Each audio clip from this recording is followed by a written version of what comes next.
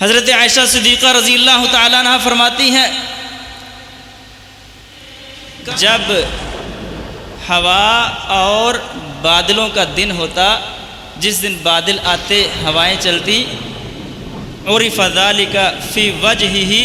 رسول اللہ صلی اللہ علیہ وسلم پریشان ہو جایا کرتے تھے،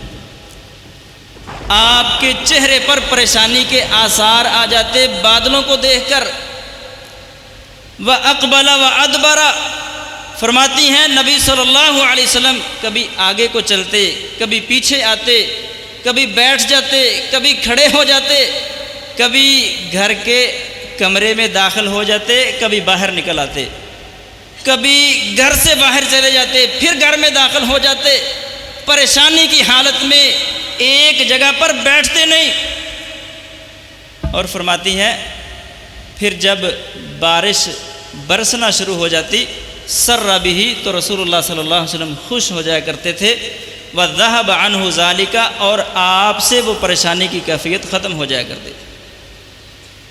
قالت عائشہ فسألته، کہتی ہیں میں نے رسول اللہ صلی اللہ علیہ وسلم سے پوچھا کہ ایسے کیوں ہوتا ہے، بادلوں کو دیکھ کر آپ پریشان کیوں ہو جاتے ہیں؟ نبی علیہ السلام نے فرمایا انی خشیت ان یکون عذابا سلط علی امتی، مجھے ڈر لگتا ہے کہیں یہ عذاب نہ ہو جو میری امت پر مسلط ہو چکا۔ حضرت عبداللہ بن عمر رضی اللہ تعالیٰ عنہ فرماتے ہیں رسول اللہ صلی اللہ علیہ وسلم جب آسمان پر بادل دیکھتے، بادلوں کی چمک دیکھتے، بادلوں کی کڑک اور گرج کو سنتے، تو نبی علیہ السلام یہ دعا پڑھا کرتے تھے اللہم لا تقتلنا بغضبک ولا تہلکنا بعذابک وعافنا قبل ذالک، اے اللہ ہمیں اپنے غصے کے ساتھ ہلاک نہ کر دینا، ہمیں اپنے عذاب کے ساتھ تباہ و برباد نہ کر دینا، اور اگر ایسا کوئی معاملہ ہے تو ہمیں اس سے عافیت دے دے۔ حضرت عبداللہ بن زبیر رضی اللہ تعالیٰ عنہ، ان کے متعلق موطا امام مالک میں آتا ہے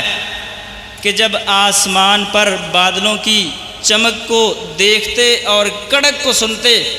تو کہا کرتے تھے سبحان الذی یسبح الرعد بحمدہ والملائکۃ من خیفتہ، پاک ہے وہ ذات کہ یہ بادلوں کی کڑک جس کی تسبیح بیان کرتی ہے اس کی حمد کے ساتھ، اور فرشتے جس کی تسبیح بیان کرتے ہیں اس کے خوف کی وجہ سے۔